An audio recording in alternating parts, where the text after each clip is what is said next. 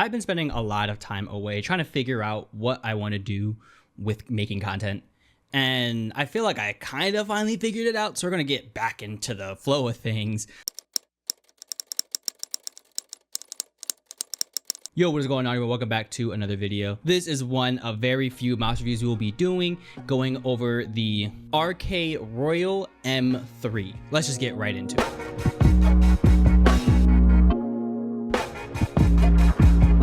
So to start, RK Royal did send this mouse out to me for review. That doesn't in any way, shape, or form affect my opinion of this product, and all opinions are my own. So with that being said, let's get right into it.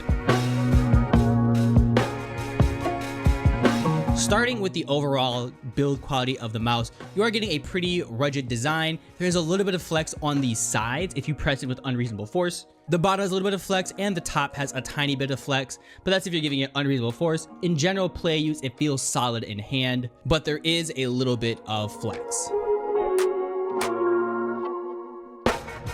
In terms of shape, this mouse reminds me a lot of like a Sora V2 or an X2 if it was combined into one mouse. You are getting a good amount of side flare and a little bit of front taper, so the mouse feels narrow in hand and builds out towards the back, which makes it comfortable for a claw grip, which gives you a really nice locked-in claw feeling similar to a Sora V2 while being as tall as an X2 Mini.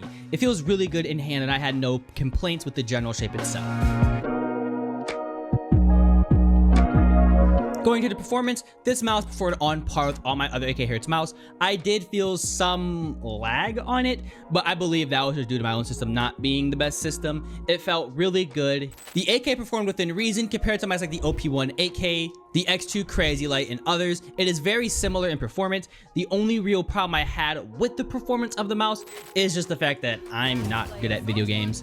But for $60, I had no complaints with it, and I would put it up there with mice like the M-Chose L7, which perform very similarly. One enemy remaining. Now 4 initiated.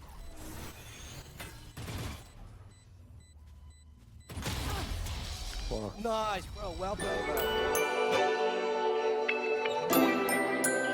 The software wasn't really the best to play with, in my opinion. It was a really generic mouse software, but we've gotten really used to good, high-quality softwares and web-based stuff. So I'm really hoping to see RK Royal take that software into another level, because at the moment it's lackluster.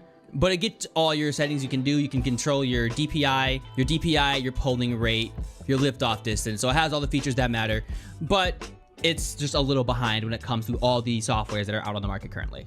But that should be all. Thank you so much for watching. This was a really short one. This is a really good mouse and I had no complaints using it. Do I recommend it? It's really just if you're on a budget under $100. This is a really safe option to get if you're looking for just a nice, balanced, good performing mouse. I had it for a few months now and its build quality is to be tried. I had no complaints with it being kicked around and tossed in bins and actually being used. It just felt great in hand. And like I said, the performance is on par with other mice. I'm not going to say it's the best of the best. It's not even close to the best feeling mouse in terms of click latency, but I don't have the way to validate those claims because I don't have an X-Lite or anything to test click latency.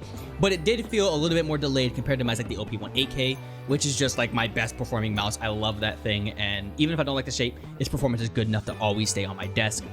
And it also just wasn't the shape I was comfortable with. I prefer the X2 Mini shape, which is a little bit wider and has no back flare and is a little bit shorter.